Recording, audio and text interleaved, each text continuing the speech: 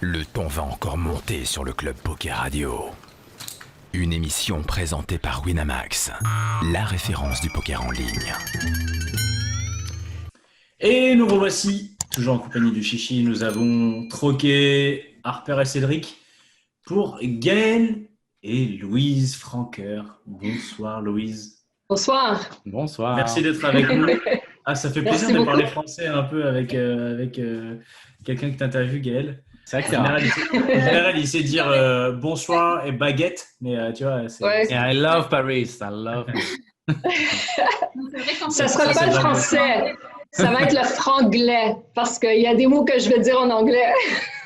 Ouais, mais ça va, si c'est des mots poker anglais, on va tous comprendre. Ça va, c'est Okay. comme quand on télécharge un film québécois, tu sais, où il parle et il l'enfer. disait Ça, c'est l'enfer. Ouais. j'étais avec Michael Sporter. Pourquoi vous faites ça? Pourquoi? Non, c'est les titres. Pourquoi les titres tout en français? Ça, c'est... Vous êtes plus français que les Français. Louise, toi, tu es à Las Vegas. Et moi, ma première question Oui. avant que Gaël commence. Oui. Bonsoir Gaël. Hein. Ah oui, bonsoir. Oui. Oui, Regarde. ça me fait bizarre de te voir me sourire et pas me crier dessus. Et pas m'engueuler, d'habitude tu m'engueules. Louise, comment c'est à Las Vegas? Est-ce que vous êtes encore confiné? On est confiné à un certain point. C'est pas mal ouvert. On est obligé de porter des masques n'importe où à l'intérieur. Alors, ça Et pas à permet… l'extérieur? Non, pas à l'extérieur, mais à l'intérieur. Que ce soit dans les casinos, les restaurants et tout. Les restaurants sont ouverts, les casinos sont ouverts, la capacité est réduite. Alors, les restaurants et tout, la capacité est réduite à 25%. Et dans les salles de poker, on a le plexi. Alors, il faut mettre le masque, on a le plexi et on peut s'asseoir 8 à la table. Ok. Et ça, on doit s'habituer, mais ça va bien. Alors, moi, j'ai une autre question qui est liée à l'actualité aussi. Là, on est en plein dans les élections américaines. Enfin, On a les pieds dans la merde. On ouais, a déjà, les pieds dans la merde. déjà, est-ce qu'on sait, là, on sait qui est passé ou pas encore là? Parce que tout à l'heure, quand Non. j'ai regardé, c'était pas encore décidé. Ah non, ça ne sera pas décidé encore pour quelques jours, probablement. Moi, je viens de Le voir le Nevada, résultat. le Nevada va être Apparemment, important. On attend le apparemment Nevada. c'est Kanye West, apparemment. Ah, génial, en featuring avec Sean Paul, il paraît, mon Premier ministre. Et est-ce que, parce qu'on a vu, alors c'est ça qui est intéressant quand on a quelqu'un qui est directement aux États-Unis, parce qu'ici de Ouais. France, on voit un peu les choses via les réseaux sociaux, etc. On a Ouais. commencé à voir qu'il y avait notamment pas mal de boutiques qui fermaient, enfin, il y a des peurs d'affrontement ou quoi. Est-ce que toi, étant là-bas, est-ce que tu ressens vraiment qu'il y a il y a vraiment un gros clash entre les deux camps ou non, finalement, il n'y a pas de problème à… Comment tu le ressens, toi, de là-bas, en fait? En ce moment, c'est le calme avant la tempête. Ouais. Tout le monde attend. Tout le monde attend les nouvelles. Cette année, c'est un peu différent parce qu'on compte les votes par la poste après. Donc, les premiers résultats sont sortis. Le président a annoncé une déclaration comme quoi il avait gagné. Et là, les autres votes sont comptés. Et là, on voit ça faire ça comme ça. Le président est sous le former vice president. Et il reste 6 États, je crois, qui sont vraiment proches. Et les nouveaux votes qui rentrent, pas les nouveaux votes, mais les votes par la poste qu'ils ont attendu de compter, sont en faveur de Joe Biden. Alors là, le camp de président Trump panique beaucoup. Et il y a beaucoup de comment on dit, des lawsuits. Ouais, ils veulent Les avocats. Oui, les avocats maintenant de Trump sont en Pennsylvanie, au Nevada. Les États qui restent en ce moment, ils essaient de faire arrêter les comptes parce que les comptes en ce moment des votes par la poste sont en faveur de Joe Biden parce que c'est les gens qui ont voté par la poste parce qu'ils craignaient le COVID, donc ils voulaient faire de façon plus sécuritaire. Alors, c'est intéressant parce que dans le passé, on comptait les autres votes en premier et ensuite, il y avait les votes en personne et ensuite, on avait les résultats. Et là, c'est l'inverse parce qu'ils ont donné plus de temps à l'arrière pour la poste de rentrer et que tous les votes soient comptés, parce que là, il y a un record de votes historique aux États-Unis en ce moment. Bon, Oui, apparemment, ça va être l'élu, c'est le président qui est élu avec le plus de votes en sa faveur de l'histoire, je crois. Ouais, ce sera ça. 70 millions, je crois, si je ne me trompe pas, mais je ne veux pas dire de conneries. En ce moment, Biden est vote populaire, il a presque 4 millions plus de votes. Mais le système américain, ce n'est pas le système populaire. Oui, c'est les grands électeurs, donc là, il faut gagner des États. L'électorat, ouais. Tu peux avoir, au final, au résultat, tu peux avoir eu plus de votes, mais ne pas être élu. Comme Hillary Clinton. C'est exactement. Clinton, c'est ça. Comme en 2016, comme je crois que c'était 2004 aussi, je crois. George Bush et Al Gore. C'était Al Gore qui aurait dû gagner normalement le vote. C'est ça. C'est ça. Donc voilà, ce sera, à mon avis, d'ici la semaine prochaine, ce sera des émeutes. Probablement. Probablement. Donc, on verra bien ce qui va se passer quand les résultats vont tomber. Mais on est sur les nerfs, c'est pour ça qu'on boit les verres de vin. Oh, nous aussi, mais nous, on n'est pas sur les nerfs, on est juste chez nous, on est confinés. On est bien, on est bien. Oui, sauf qu'à la place de commencer à 2h, ça commence à 8h le matin ici. Allez. Non, comme tu disais, tu es installé à Las Vegas depuis 2008, oui. Donc tu es originaire de Québec. Et, de Montréal. De Montréal, ouais. Et donc, ça fait vraiment très longtemps que du coup, tu vis à Las Vegas et que tu as pu voir la ville évoluer. Oui. Et donc, qu'est-ce que ça fait en ce moment de voir un petit peu la ville comme ça, avec tous les casinos qu'on fermés là, ça a réouvert depuis cet été, mais une situation comme ça qui est du jamais vue à Las Vegas. Donc, comment est-ce que les joueurs de poker locaux de live comme toi, dans quel état d'esprit ils sont et comment ils vivent un peu cette situation inédite? C'est très intéressant, c'est très différent, mais ça fait du bien de sortir et de jouer en personne. Vraiment, on est chanceux parce qu'il n'y a pas beaucoup d'endroits où les gens peuvent vraiment sortir et jouer. Alors, on est gâtés parce qu'il y a l'Internet pour les gens qui veulent jouer sur l'Internet et il y a en personne maintenant pour les gens qui veulent jouer en personne. Et comme j'ai dit avant, les casinos qui sont ouverts, qui ont ouvert les salles de poker, et elles sont encore très limitées, les salles.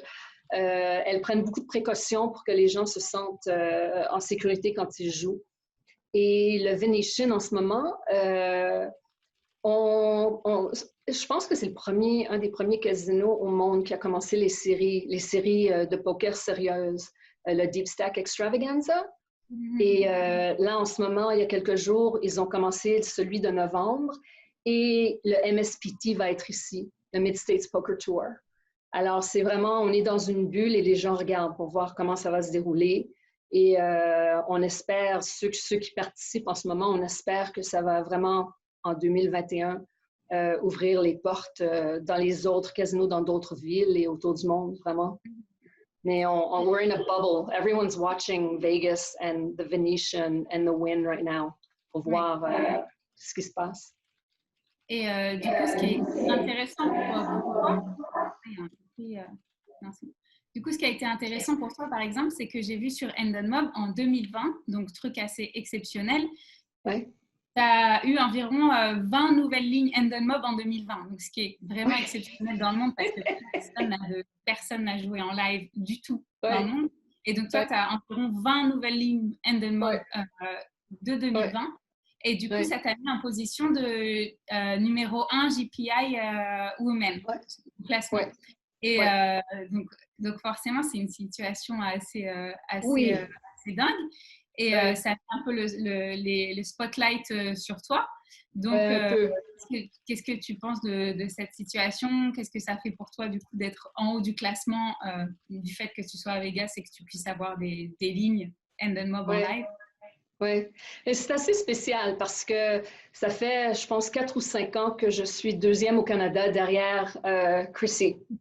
Alors, et avant que le COVID frappe, j'ai eu quand même quelques lignes assez exceptionnelles. Alors, j'étais déjà quand même classée assez élevée pour 2020.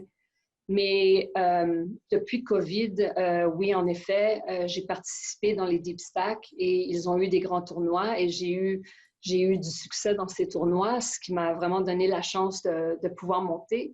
Mais jusqu'à il y a un mois à peu près, j'étais même pas au courant.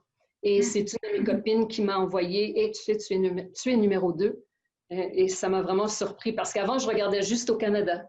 Je regardais jamais au monde, c'était juste toujours au Canada. Et elle m'a envoyé la liste internationale. Et j'ai trouvé ça super intéressant. Et je me suis dit, et j'ai regardé les points et je me suis dit, ça serait amusant de pouvoir aller à numéro 1. C'est sûr que Chrissy sera là, mais elle est au Canada et elle, son focus en ce moment, c'est les bracelets en ligne.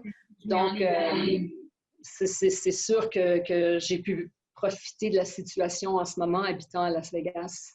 Alors, c'est vraiment une année différente et exceptionnelle. Et Cash Game et les poker rooms, j'ai vu quand même que dernièrement, il y a plusieurs poker rooms qui ont commencé à fermer. Il y a le Arras, bon, c'était une petite poker room qui a fermé sa poker room. Oui. Il y a le MGM aussi qui a fermé aussi, je crois, la poker room. Le Wynn aussi qui ont décidé de réduire leur temps d'ouverture. Et donc, le casino, finalement, quand même, malgré la réouverture au mois de juin, commence de plus en plus à refermer et à être dans une mauvaise posture, quoi. Donc, il y a pas mal de petites poker rooms de plus en plus à Las Vegas qui ferment. Donc, comment est-ce que les joueurs de là-bas, ils voient un peu l'avenir de Vegas? C'est quoi l'opinion sur ce qui va se passer dans le futur pour Vegas, si ça continue comme ça? C'est difficile à dire. C'est tellement une ville touristique et en ce moment, avec le COVID, c'est unpredictable. Mais les gens locaux sortent de plus en plus. Mais on n'a pas de touristes. Donc, les salles qui prennent vraiment les précautions voient beaucoup de gens. Alors, le Wynn a ouvert ses portes il y a quelques semaines et ils ont beaucoup de succès. Le South Point, depuis qu'ils ont ouvert les portes, beaucoup de succès.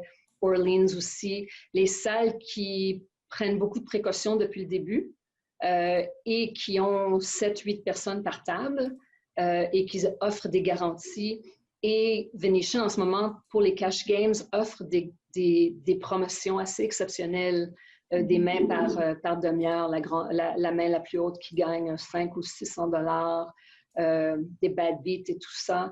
Alors, les gens locaux qui jouent au poker live, la majorité sont en train de jouer en ce moment. C'est juste qu'il manque les touristes. Et en ce moment, pour la MSPT, on va voir pas mal de touristes. On va voir combien de touristes on va avoir. Mais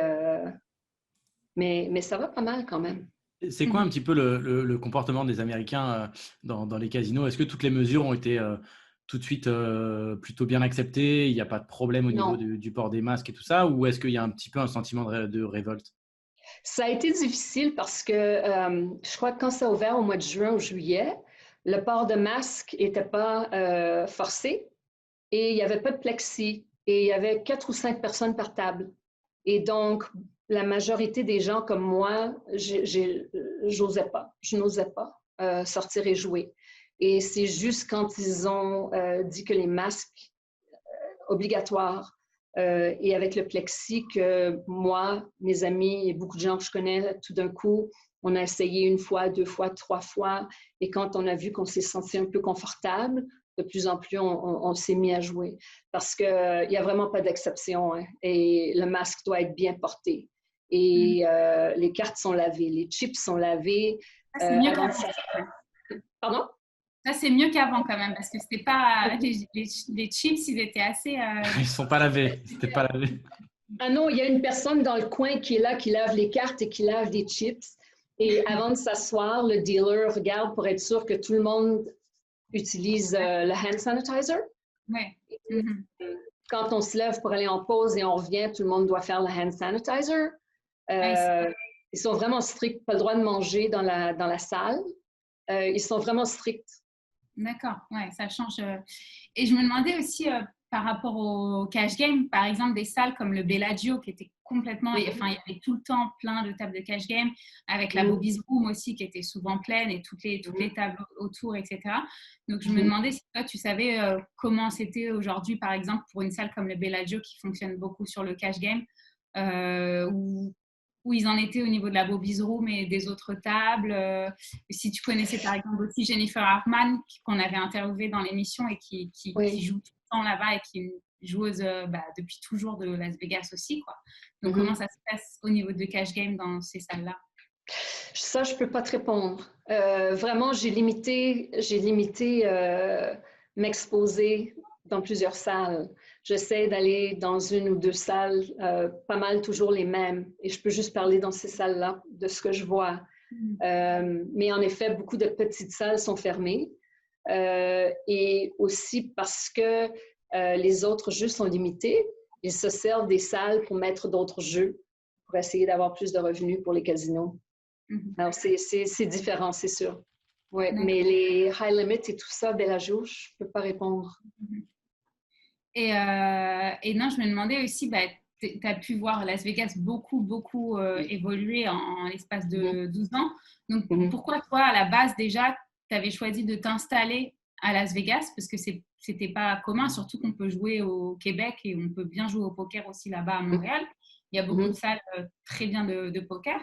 Donc pourquoi tu avais fait ce choix-là à la base et c'est quoi qui te plaît le plus dans la vie de joueuse de poker à Las Vegas? Alors, quand j'ai déménagé à Las Vegas, c'était pour le travail. Alors, je travaillais dans l'industrie du jeu et j'ai fait ma maîtrise dans l'industrie du jeu. Et j'ai appris à jouer par un de mes anciens patrons qui m'a appris à jouer au poker. Et il y a probablement 4-5 ans, j'ai commencé à prendre ça un peu plus au sérieux et jouer plus au sérieux. Et j'ai vraiment vu l'évolution des jeux et des salles à Las Vegas, c'est sûr. J'ai habité pendant 2-3 ans aussi, il y a comme 20 ans. Et donc, j'ai vu l'évolution des salles, du Mirage, qui était le numéro 1 à un moment donné. Et alors, maintenant, le Mirage, c'est vraiment... Exactement. Alors, ça a changé, ça change toujours de place. Et là, c'est vraiment Aria, Venetian, Wynn, Bellagio. Bellagio, ouais. Ouais. D'accord. Et au niveau des parties privées, est-ce que tu joues aussi dans des parties privées? Est-ce qu'il y en a quand même beaucoup à Las Vegas? Comment ça se passe? On m'a dit que oui. Et je suis invitée souvent. Mais j'y vais pas. Tu vas ou tu vas pas? Non, moi, je ne vais pas parce que les gens ne portent pas les masques et les gens ne font pas vraiment attention. Et j'ai des gens à risque autour de moi. Et donc, moi, aller déjà dans les casinos, c'est déjà assez risqué. Alors, j'essaie vraiment de limiter mes visites dans plusieurs endroits de poker, surtout quand je sais que les gens ne font pas vraiment attention. Ouais. Et est-ce qu'au niveau du online... Comment? J'entends dire qu'il y a vraiment des bons jeux privés. Je me dis que ça doit beaucoup, ça a dû beaucoup se déplacer dans des parties privées, justement. Oui. Et qu'il doit y avoir pas mal de clientèle pour ça en ce moment, de tous ceux qui ne veulent pas forcément aller jouer dans les casinos ou les casinos qui ont fermé, où il y a moins de grosses parties qui doivent se déplacer dans des parties privées, en fait. Donc, c'est ce qu'on m'a dit, ouais. Et au niveau du online, parce que d'habitude, donc à chaque fois que je faisais les couvrages pour Poker News à Las Vegas, tu étais tout le temps dans plein de tournois. Donc, c'est vrai que c'est une vraie régulière des tournois live de Las Vegas. Tu as beaucoup de lignes Hendon Mob et elles sont quasiment à 99% entièrement à Las Vegas. Donc, comment ça faisait cette année d'avoir des WSOP online pour la toute première fois et de jouer online? Je ne sais pas si tu joues aussi online de temps en temps ou c'était quelque chose d'assez nouveau pour toi. Donc, comment tu as vécu ça? Je joue un peu online. Je joue très mal online. Je m'amuse, mais je suis horrible parce que je suis distraite très facilement. Et donc, c'est vraiment pas le même jeu pour moi. Mais je jouais beaucoup dans le temps de Poker Stars et de Full Tilt. Et je jouais beaucoup online. Et j'ai gagné beaucoup de sièges au World Series of Poker en gagnant des sièges online dans le bon temps de poker en ligne pour nous ici. Et quand j'ai commencé à jouer ici à Las Vegas, comme j'étais habituée aux grands tournois où tout le monde participait de partout, maintenant, quand on joue, c'est juste le Nevada et le New Jersey et les foules sont très petites. C'est un jeu très différent que ce que je connaissais il y a très longtemps. Ouais. Les gens aiment beaucoup. Les gens, je crois que la participation a augmenté énormément durant mars, avril, mai. Et beaucoup de gens y restent. Et beaucoup de gens y restent, aiment beaucoup la plateforme en ligne. Et au niveau du niveau de jeu, vu qu'il n'y a plus les touristes à Las Vegas, mais il y a quand même beaucoup de gens quasiment que des joueurs réguliers en fait. Donc du coup, est-ce que ça a augmenté le niveau de jeu au niveau du live à Las Vegas ou c'est l'inverse?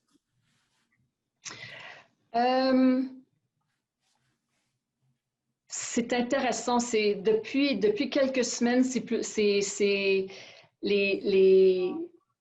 les réguliers qui étaient les très, très, très bons joueurs ont recommencé à jouer live. Il y en a beaucoup qui sont restés online pendant très, très, très longtemps pendant que certains de nous ont commencé à jouer live. Donc, au début, il y avait moins de personnes et maintenant, on voit il y a beaucoup plus de personnes qui jouent live de plus en plus et beaucoup de grands noms commencent à sortir et jouer live aussi. Il y en a qui viennent de la Californie, de l'Arizona. Il y a des Canadiens qui viennent, mais qui viennent pendant quelques mois maintenant, qui vont être ici octobre, novembre, décembre. J'ai par exemple Emma, on avait interviewé pendant l'émission, qui est une joueuse québécoise avec Philippe Dautel. Emma Za, oui. Qui est venue jouer aussi à Las Vegas il n'y a pas longtemps. Donc, pas mal de bons joueurs comme ça de live qui ont finalement pour seul choix de venir à Las Vegas et que du coup, ça peut un peu augmenter le niveau de jeu général. Ça a augmenté le niveau de jeu. Le niveau de jeu maintenant est beaucoup plus élevé, surtout avec le MSPT qui commence la semaine prochaine pendant 2 semaines. Un tournoi de 1600 qui est beaucoup ces jours-ci parce que la majorité des tournois, c'est des 300, 400, 500, 600. Et là, il va y avoir un 1500 avec un million de garantie. Ça va faire venir beaucoup plus de joueurs et c'est sûr que le talent va être très élevé.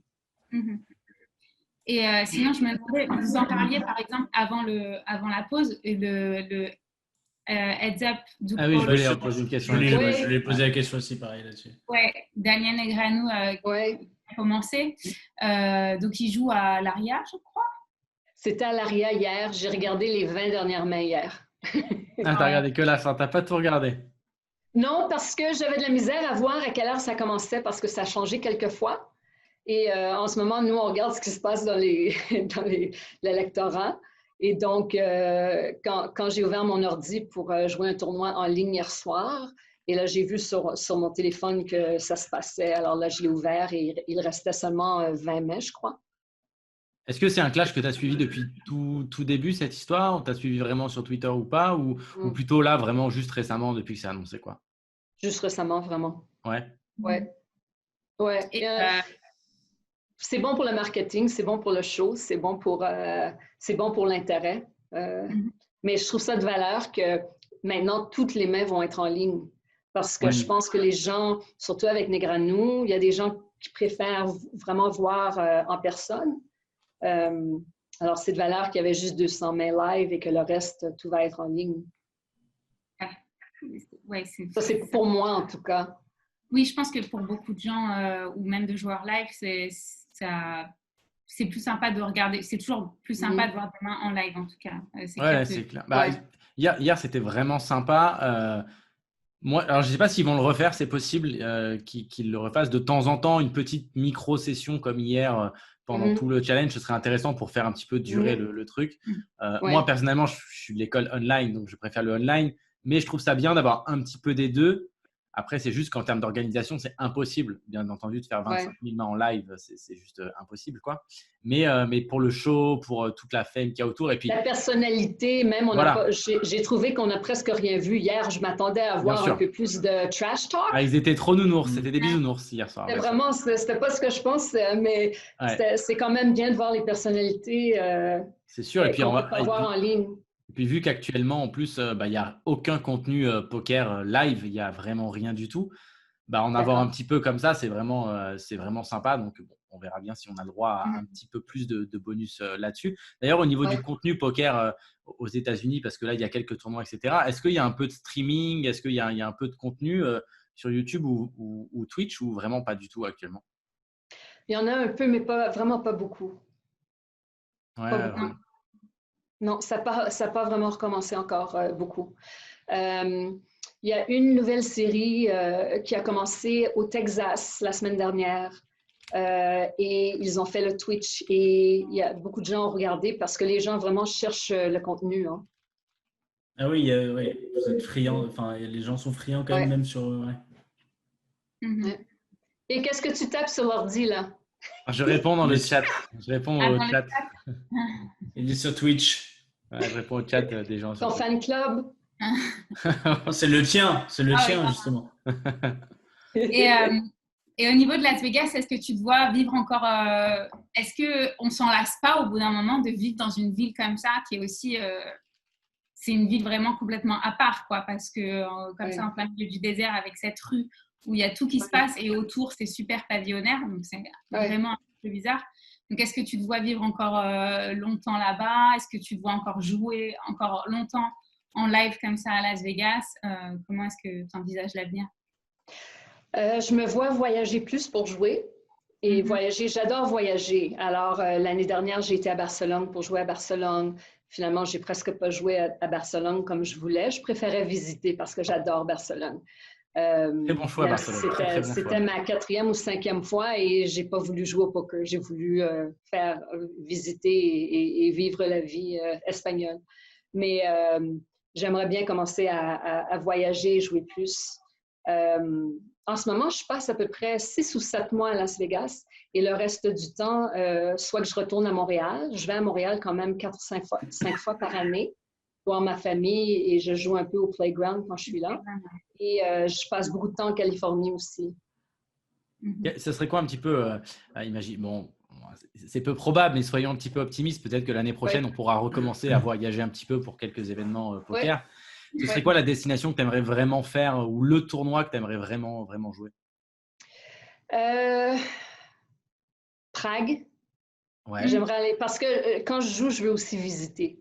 Alors, c'est pour ça que je ne visite jamais des places comme Cherokee ou des circuits qui sont dans des villes où je ne veux vraiment pas visiter.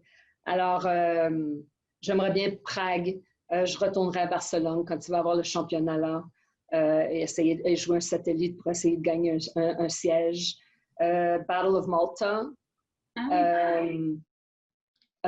Australie. Paris. J'ai de la famille. J'ai joué à Paris, j'allais jouer au Grand Prix de Paris et finalement, j'ai été distraite et j'ai décidé de ne pas jouer. Je trouve ça de valeur aller dans ces villes incroyables et tout le monde s'enferme et joue au poker. Alors, nous, dans les Québécois et Québécoises, on connaît Isabelle Mercier. Est-ce que tu la connais? Oui, je ne la connais pas personnellement. Laurence Grondin est une bonne amie à moi. Oui, on l'avait eu dans l'émission. C'est une amie à Gaëlle. Oui. Ouais. Et on avait eu Christine Vicknell aussi. On avait eu. Elle est québécoise? Non, elle n'est pas québécoise. Non, canadienne. Elle est canadienne. Mais on avait eu Emma, donc qui est québécoise aussi et qui joue, qui est une grosse joueuse de poker aussi.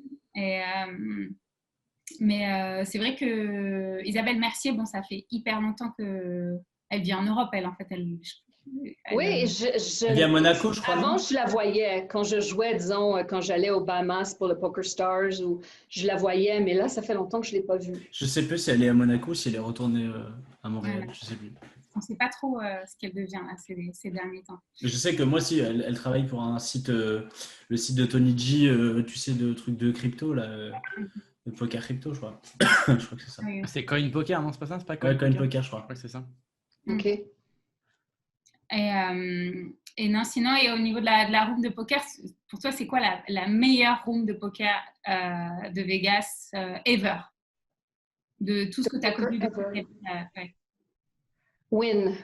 Le Wynn? OK. La salle de Wynn. Et le traitement à Wynn. Et les gens à Wynn. C'est vraiment ma salle préférée à Las Vegas. Même si j'aime pas le propriétaire du Venetian, la salle du Venetian, j'aime beaucoup aussi. Pourquoi c'est qui le propriétaire du Venetian? Pourquoi t'aimes pas le propriétaire? Qu'est-ce qui s'est passé? Sheldon Adelson. Pourquoi une anecdote? Disons que c'est un grand supporter de celui que je ne veux pas qu'il gagne les élections en ce moment. Ah, d'accord. Et c'est aussi Kanye West encore, putain. il est partiellement responsable pour le online gaming qui n'est plus aux États-Unis. Mais oui, je me rappelle bien sûr. Il y a beaucoup de joueurs poker qui refusent de jouer là à cause de son affiliation politique. Ah oui, c'est vrai, j'avais déjà entendu ça aussi, qu'il avait été responsable aussi du Black Friday. Black Friday en partie et tout, parce qu'il est il voulait conserver le live poker. Oui. Okay. Ouais. D'ailleurs, là, mais ma meilleure salle, je veux dire, c'était au Bellagio. Et c'est quand le WPT était au Bellagio et c'était dans le Fontana Room, qui était une salle sur le côté qui avait des portes françaises qui ouvraient devant les fontaines. Et c'était une salle formidable, vraiment. Là, pour revenir sur le poker online, parce que c'est vrai qu'aux États-Unis, le poker online n'a pas encore réouvert partout. Enfin, c'est par État, donc c'est plus du tout l'époque de PokerStar ou Full Tilt que nous on a connu ou que certains. Et c'est ce que moi j'ai connu aussi. Ont connu. Est-ce que là, parmi les deux candidats, juste vraiment pour axer que sur le poker, peut-être ils n'en ont pas du tout parlé, je pense, même il y a de fortes chances qu'ils n'en ont pas parlé, mais ce serait qui un petit peu des deux entre Trump et Biden qui permettrait au poker c'est plus Biden du coup qui aura envie de réouvrir ça, ouais. Ah ouais. Bon bah on va voter Biden alors du coup. Vite, il en a parlé, enfin on sait un petit peu ce qu'il aurait envie de faire là-dessus ou pas du tout? Pas vraiment, pas encore. Pas vraiment? Ok. Ah, c'est plus un choix personnel que vraiment. Enfin, parce qu'ils en ont pas vraiment parlé du. Non, mais tu sais que l'autre est opposé complètement. À Trump, il n'y a pas eu d'évolution en tout cas. Ouais. C'est online poker in the grand scheme of things. It's very small right now in terms of what people are voting for. Nous, on attend tous, même en Europe ou partout, que le marché américain. Bah, bien sûr, même si nous, en France, on a le droit de jouer qu'entre Français, donc ça ne changera rien.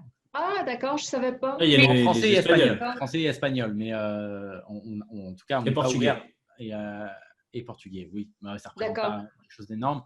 Donc voilà, on est quand même vraiment entre nous.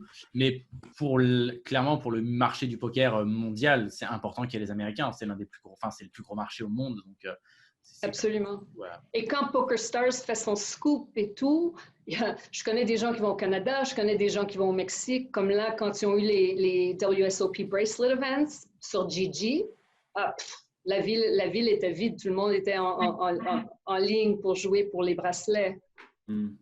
Ah ouais. Non, c'est sûr. Et, tu les as joués d'ailleurs, toi, les bracelets? Les GG, non. Et les WSOP, il y a eu un petit peu sur WSOP, je crois, non? C'était petit. J'ai essayé, mais comme je vous ai dit, je suis très moche en ligne. Oui, non, mais parce que d'habitude, c'est vrai que chaque année, je te vois sur beaucoup de tournois WSOP. Ouais. Pas mal. Et donc, du coup, là, ça fait un gros changement, quoi. Ça a dû faire bizarre. Ça fait un coup. Ça fait 8-9 mois maintenant qu'on joue les petits tournois, qu'on ne joue pas les grands tournois. Et c'est quand même mieux que rester enfermé à la maison. Mais on attend que le normal revienne un petit peu. Et par rapport Est-ce qu'on a, parce que là, nous, actuellement, en France, là, on vient d'être reconfinés, donc on a une vision, on va dire, à court terme très floue, hein, ne serait-ce que dans un mois pour les fêtes, on ne sait pas du tout.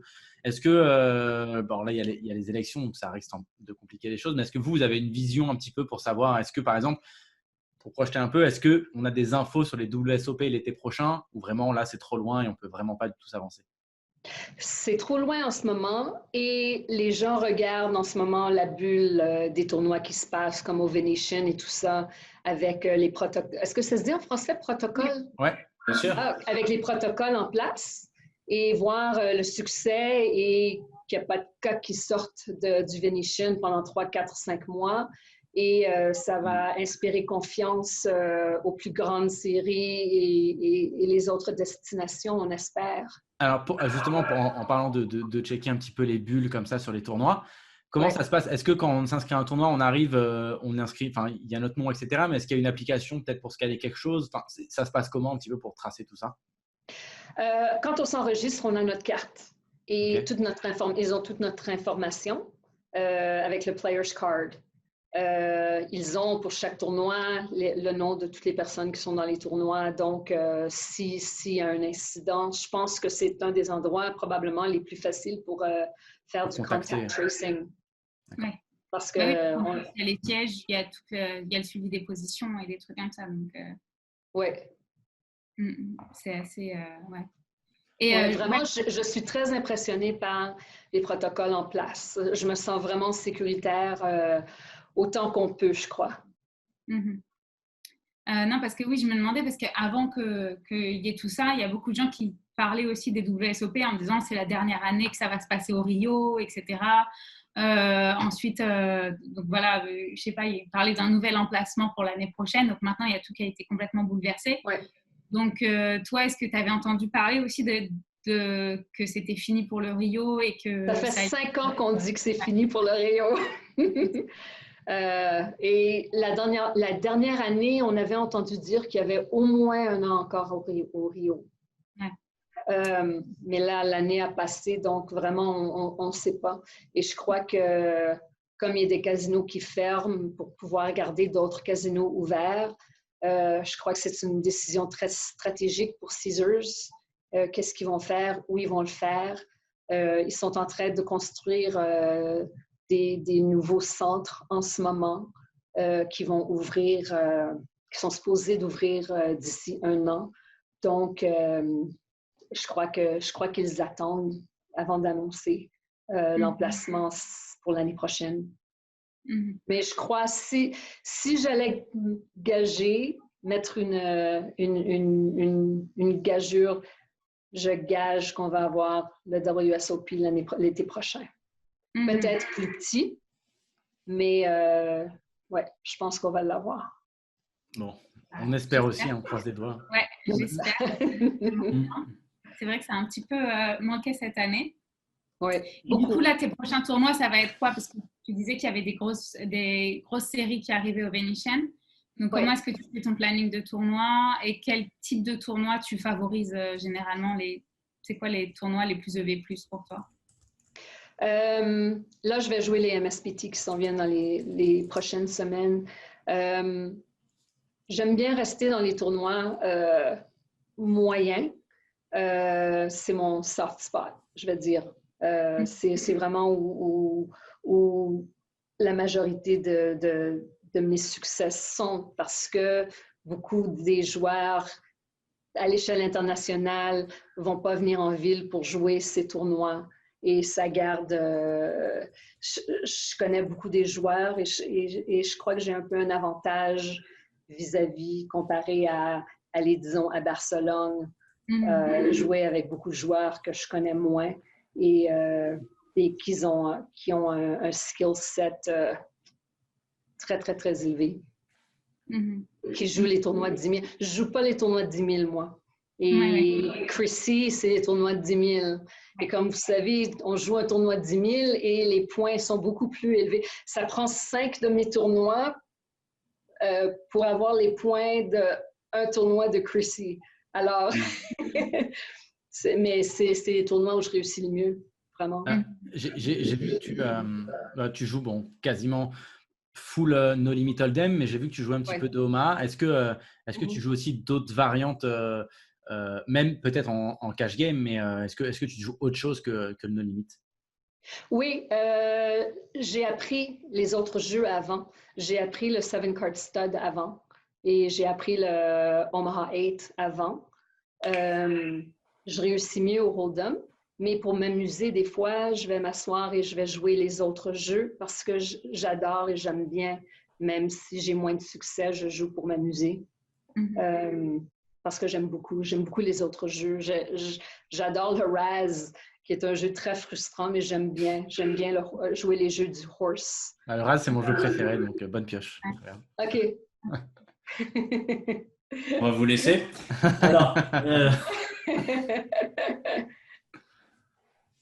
Non, moi, je ne sais pas si vous aviez des questions en plus. Moi, j'ai posé... non, on a parlé de pas mal de choses. On a vu notamment la situation des États-Unis actuellement au niveau du poker, du Covid et tout ça. Donc, on a vu pas mal de choses. C'est très intéressant. On va suivre l'évolution des élections au Nevada parce que ça va beaucoup, finalement, c'est un petit État, mais ça va beaucoup compter. Ça va beaucoup compter. Ça va peut-être être décisif, finalement, le Nevada. Donc, on va suivre ça. Et, absolument.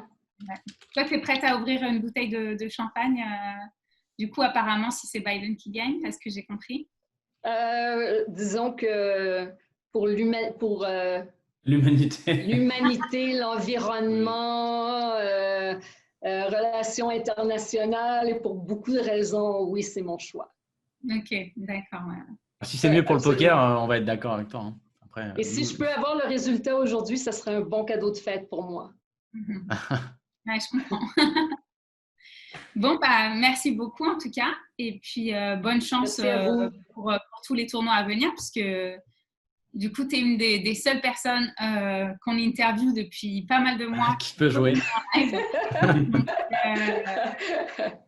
Donc, c'est vrai que c'est assez rigolo parce qu'on voit les profils Endon Mob de tout le monde complètement à l'arrêt. Et toi, depuis le début de l'année, ça ne s'arrête pas. Oui, mais ça commence fort et j'ai la chance de pouvoir continuer. Alors, j'en profite. Donc, du coup, bonne chance pour la suite du live. Et puis, j'espère qu'on se reverra à Las Vegas dans les mois à venir ou pour les prochains WSOP. J'aimerais bien que tu me laisses savoir, certainement. Oui. Merci à vous. Ça m'a fait plaisir. Merci beaucoup, Louis. Merci beaucoup. Merci beaucoup. Et à une prochaine fois alors. Merci. Oui, absolument. Bonne journée. À bientôt. Ciao. Salut. Bonsoir à vous.